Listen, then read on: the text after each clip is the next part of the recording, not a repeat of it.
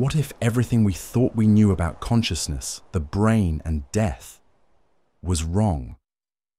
What if the very scientists who once dismissed the idea of an afterlife were the ones who ended up proving it by experiencing it? Tonight, we follow one of the most unbelievable stories ever told, not by a mystic, not by a religious prophet, but by a Harvard-trained neurosurgeon, a man of science who, for most of his life, laughed at the idea of life after death, until he died and came back. This is the story of Dr. Eben Alexander and what he says he saw when his brain was dead and his soul was alive. Prepare yourself, because once you hear what he witnessed, you may never look at death or life the same way again. Before the coma, before the near-death experience, Dr. Eben Alexander was just like any other respected academic in the medical world. He was a neurosurgeon who had taught at Harvard Medical School. He had performed thousands of brain surgeries. He believed, fiercely, that the brain created consciousness, and when the brain died, so did the person. His worldview was grounded in logic, biology, and the physical laws of nature. He often found comfort in the predictability of science, the measurable, the repeatable, the provable, and in that worldview, the idea of a soul, laughable, near-death experiences, illusions, chemicals firing in a dying brain, nothing more. In fact, when patients shared their vivid stories of tunnels of light, reunions with loved ones, a sense of peace beyond words, he would nod politely. But in his mind, he dismissed it all, just a brain shutting down. He was not a cruel skeptic, but he was a firm one. He believed what he could touch, cut open, scan, measure. And yet, life has a way of humbling even the most certain minds. Because what happened next, no amount of science could explain. The man who once said, "Consciousness ends with the brain," would soon find himself conscious with no brain function at all. And that was just the beginning. It started with what seemed like an ordinary headache. Nothing alarming at first, but within a matter of hours, Dr. Alexander was in agony, disoriented, struggling to speak. He was rushed to the emergency room. His condition deteriorated rapidly. The diagnosis was shocking: E. coli meningitis, a rare and aggressive infection that was attacking his cerebrospinal fluid, the very lifeblood of his brain and spinal cord. Within hours, he slipped into a coma. But this wasn't a light coma. His neocortex, the part of the brain responsible for higher-level functions like language, memory, and conscious thought, was entirely shut down. Neurologically speaking, he was gone. Brain scans confirmed it, blood tests, every clinical marker. No activity where activity was needed for consciousness. According to modern medicine, his brain was incapable of producing even the most basic dream. His doctors, colleagues who had known and respected him, were grim. They prepared his family for the worst. They discussed organ donation. His survival chances were minuscule, and if he did somehow pull through, he would be brain dead. 7 days passed, 7 days of silence, of machines keeping his body alive. But in those 7 days, something else was happening, something that science could not detect, something not visible on any scan or chart. Because while his body lay motionless in that hospital bed, Eben Alexander was somewhere else. He didn't remember the hospital, or his family, or even his name. In fact, at first, he wasn't even aware that he was human. His experience began in darkness, a deep, pulsing realm that felt alive but primitive. He described it as being in mud or thick soil with strange mechanical rhythms. The sounds were harsh, metallic. The visuals, a dark, roiling world. No memory, no language, No identity, only awareness. Later, he would call this the realm of the earthworm's eye view. And even though it was unsettling, he didn't feel fear, just curiosity. It was as if his soul had been reduced to its simplest form, as if he were being stripped down, prepared for something greater. And then he began to rise. He rose out of the darkness, slowly, as if awakening from an ancient dream.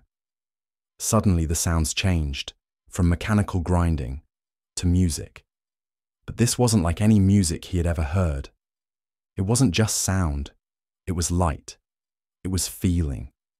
Each note pulsed with beauty, with love. It was alive, and with it came colour. Rich, radiant colours that defied earthly names.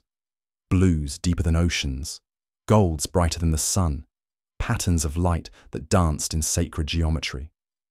Dr. Alexander found himself moving, soaring even, on the wings of a butterfly. Enormous, multicoloured, as if made of stained glass and stardust. Beside him was a woman, beautiful, dressed in simple, timeless clothing. Her face unfamiliar, and yet somehow known. She didn't speak with words, but she communicated clearly, purely, instantly. Her message was simple, but it burned into his soul. You are deeply loved. You have nothing to fear. You are always safe. He was filled with peace, a kind of joy that he had never experienced, not in this world. All around him the landscape shimmered with life, waterfalls of light, floating orbs of knowledge, fields of grass that sang as wind passed through them. It felt more real than real, as if this place was the source and the world he had come from was the shadow. He was not alone. He sensed the presence of countless souls, guides, beings of light, watching him, teaching him, loving him. He was taken through various realms, each one more vibrant than the last. He saw arcs of time, memories not his own, and a deep tapestry that seemed to bind all life together. And then he reached what he later called the core, an infinite blackness, filled with light. It was paradoxical. It made no sense. And yet, it was everything. He felt the presence of something vast, not a man, not a being, but a force. Consciousness itself, pure knowing, pure love. Here all questions were answered, not with words, but with understanding. And one truth echoed louder than all. You are known. You are loved. You can do no wrong. He had never believed in God. But now he knew something, someone, was out there, and he didn't want to leave. But eventually, he had to leave. Dr. Alexander described feeling a sense of urgency, an invisible pull that he couldn't resist. As much as he wanted to stay in that radiant realm, to remain in the presence of love and truth, something, or someone, was calling him back. He didn't know why, or how, but he could feel it, a door beginning to close. He remembers a sudden shift, as though the music began to fade. The light began to recede, the vibrant landscapes dissolved into mist. And then, darkness, stillness, silence, until he opened his eyes. After 7 days in a coma, 7 days with no brain function, no awareness, no physical consciousness, Dr. Eben Alexander woke up. The medical team was stunned. His family was in tears. And he was confused, disoriented, but alive. At first he couldn't speak, couldn't remember names, couldn't even recognize his own sister. But within hours, his memories began to return. Within days, he began to describe what he had seen. And within weeks, he was walking, speaking, and reflecting with clarity, baffling everyone who had expected him to either die or remain in a vegetative state. But he hadn't just returned to life. He had returned with something more. His experience, The butterfly, the music, the woman, the core was still there. Not like a dream that fades with time, but like a memory etched in stone. The knowledge, the truth, the overwhelming sense of connection to something eternal. And here's what made it even more unbelievable. He could recall vivid moments from the afterlife, but had zero memory of the physical world during the coma. Not a flash of a hospital, not a glimpse of a loved one at his bedside. Nothing. It was as if the real story had happened elsewhere. And now, back in the world of science and reason, he had to decide, would he keep this to himself? Or would he risk everything, his reputation, his career, his credibility, to share what he now knew? Dr. Eben Alexander chose to speak, and the world began to listen. Before his coma, Dr. Alexander had stood proudly behind the wall of science.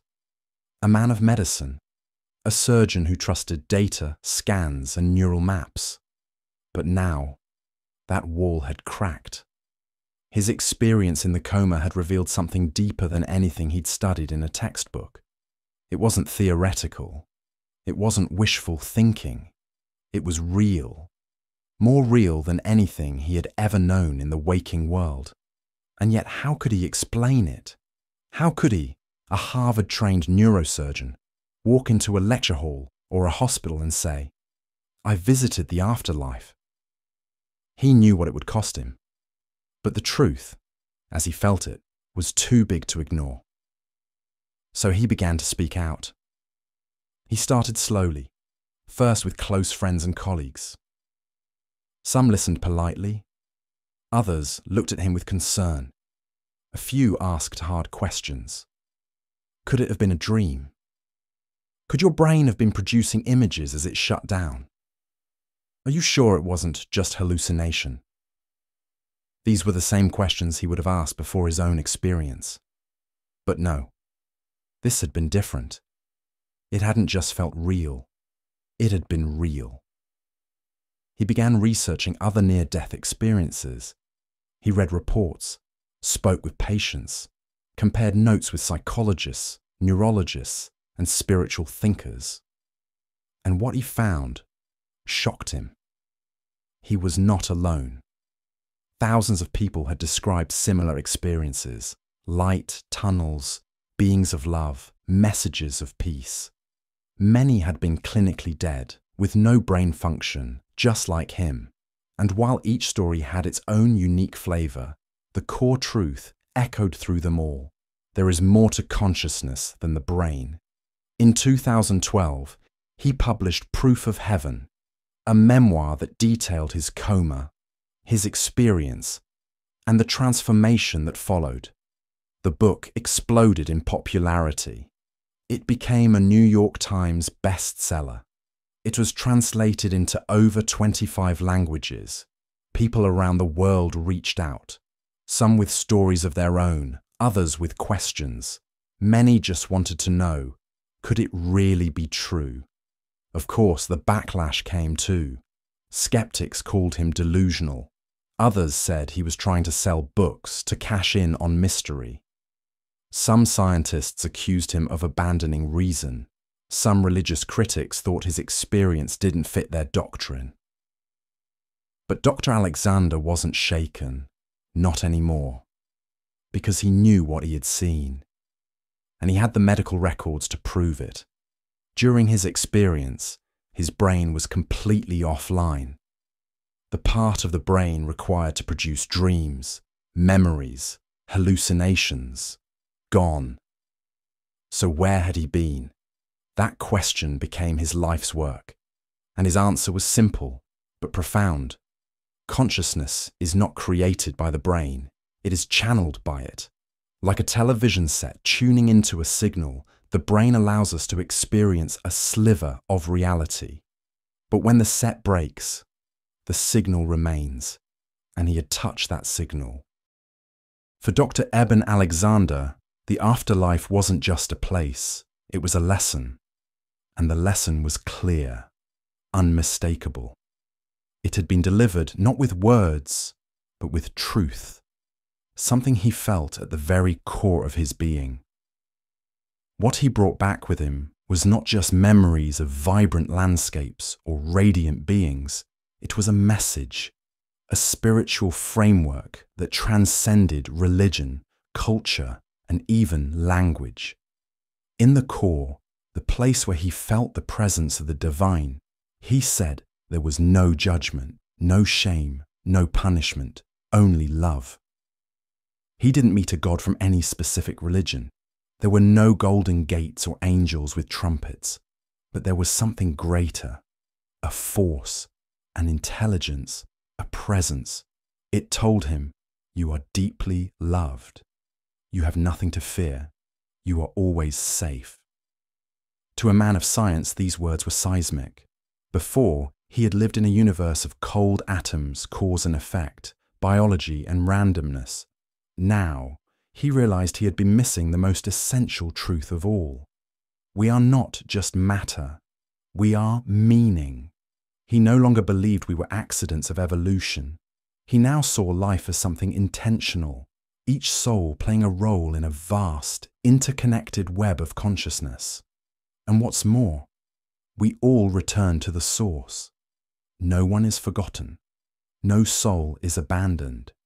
This, he says, is the real truth we should be teaching. That the universe is not a machine. It's a story, and each of us is a page in it. He began speaking publicly about the importance of love, not as a poetic idea, but as the literal structure of reality. That behind the illusion of separateness, behind fear, behind death itself, was love. Eternal, unconditional love. That's what he felt in the core. That's what he carried back. And it changed how he lived. He became more open, more compassionate, more attuned to others. He started meditating, listening more, judging less. And he began to wonder, if more people remembered where we came from, if more people knew that death wasn't the end, would the world change? He believes it would. And that's why he shares his message, not to convince, but to remind us of something we've forgotten, that we're not here by mistake, that we're not going through this alone, and that in the end, everything will be okay. Let's pause. What if everything he said is true? Not just metaphorically, not just subjectively, but really true. What if our understanding of consciousness is incomplete? What if the brain is not the source of awareness, but a receiver, like a radio picking up a signal?